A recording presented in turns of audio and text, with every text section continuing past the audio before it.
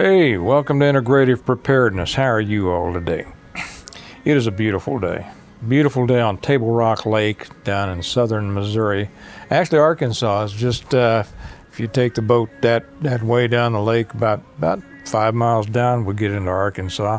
The Kelly and the kids are out. They got the big boats up, the speed boats and the pontoon boats up for the season right now, but said most of them, but Kelly and the kids are out on the paddle boats, just having a little bit of fun. I don't do paddle boats. I like a boat with a big engine. so I'm sitting here talking to you all. But I thought that this kind of brings up a subject that I've been meaning to talk about, and that is considering a lake location for your. Some people call it a bug out location. We call it alternative locations. And if you're new to us, we have several locations. If we had to get out of the area where we live, and we love where we live, but if we had to get somewhere out of there, we have several locations to go to. And the two main ones are on lakes. One of them we own, and another we don't. Now we don't own the property that we stay at down here, but we may as well. So whatever. The thing that I like, and if you've read my books, and if you haven't, shame on you. I'll put the link down below. It's the Stonemont series. The complete plan, I say, of preparing for, surviving, and rebuilding after a complete collapse of everything. In one of my books, I can't remember which one it was. It might have been the third book. Working on the seventh one now. Might have been the third. So there's the reversion, the revival, the renewal, and appeal to heaven, the blessings of freedom, and hostages to fortune. And I think that it's in the third, might have been the fourth book, I don't know, to where I write about one of the scout squads from Stonemont is going down to do a little reconnoitering. Actually, they're going down. They're headed to South Carolina for a reason that I won't get into. You'll have to read the books to find out. And those of you who have read the books, don't tell them, right? But they go through, I have them go through Warsaw, Missouri, which is very close to the property that we do own. And it's on Truman Lake, great lake, beautiful lake, big lake. Missouri's full of lakes, great lakes. But, and I explain how they come into Warsaw and the community that builds itself around a lake, the small town. Of course, so many lakes, they're tourist destinations during the summertime. But in the off season is the locals who live there, and they have a thriving community. And there's something about lake communities that is just different than other communities. I guess I could have sat down and tried to figure out how to explain the difference, but if you know, it's one of those things, right? There's a certain commonality among lake people, and I describe it in the books. But a lake, if you're looking for property, or if you're looking for just a place to say, well, if we got to get out of where we are, we got to get somewhere, do consider around a lake. First off, you've got water, and water is always one of your main problems, and if you're bugging out, or even going to like I said, we consider it an alternative location. If we need to go someplace, we're simply going to move to those alternate locations that we have already set up. But water, of course, is one of your primary considerations. In a lake, you've got pretty much unlimited water, right? There's never going to get enough people around the lakes to drink all the water in the lakes. That's why, and water is life, and that's why, the coastal cities are the big cities. Whenever you will always find towns and cities on water, whether it's an ocean, a river, a smaller river, whatever.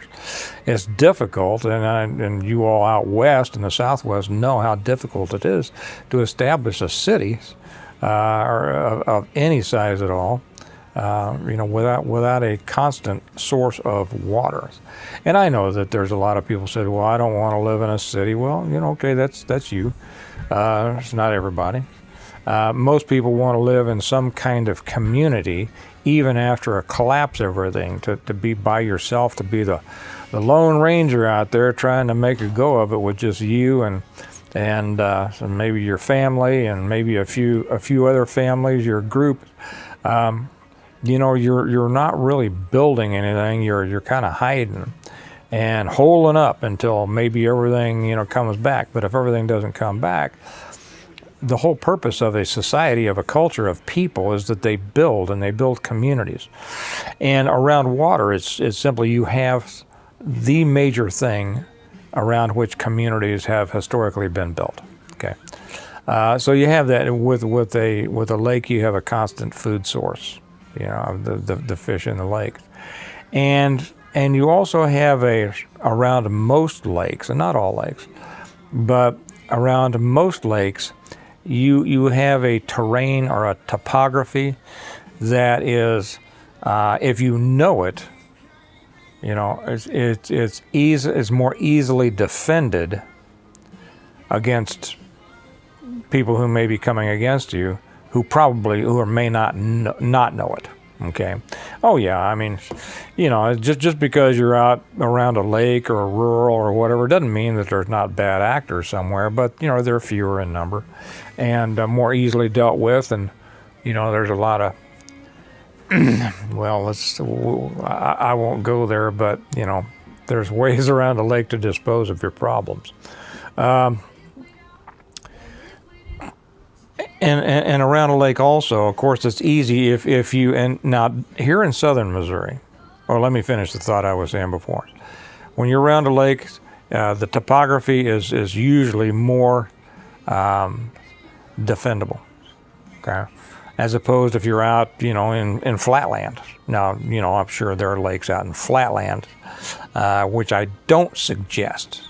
I suggest a lake in some kind of rugged terrain, Now that makes it also difficult for farming to any great extent. It's a lot harder to grow any kind of crops in what they call dirt in the Ozarks. It's tough.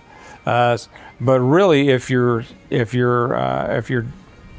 supplying your food needs either by fishing or with animal sources, that can easily be done. Hang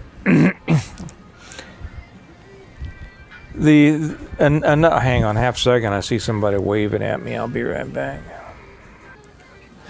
Okay, and then another thing about being on a lake is travel. If you have a boat, and if you're going to live on a lake, you're going to have a boat, or you're going to want to have a boat. You can travel a lot, a lot easier on water than you can over land. And you can, if you know the lake system that you're with, like I said, we have taken the boat, from here down into Arkansas quite a ways, and pretty much every community that you come to on a lake is going to be about the same. It's again, they're lake people, and there's a certain personality about lake people that I like. Not everybody likes them, but I like them. I pretty much get along with everybody, so whatever. But your travel is good, your water source is good, your food source is good, and those are the big ones. So anyway, I would suggest that if you're looking at a place to either move to, getting ready for the day that the big one happens, or if you're looking for an area to go to if you have to, during a collapse, consider a lake. Consider a lake area. And if you're buying property, if you're looking to buy properties, now some depending on what kind of lake it is. If it's a Corps of Engineers lake, you can't buy right down to the water line, but it doesn't matter. If the waterfront property is going to be the most expensive, if that's important to you, you're going to pay for it. Up farther away from the lake. It's not going to be expensive, but you're not going to have the direct access. And that may or may not matter because all these lakes, have plenty of public access ramps. And, if like I say, if it's when everything collapses, nobody's going to be checking, And then if you get up on if you can see up into the hills, I don't know how well you can see hills behind me.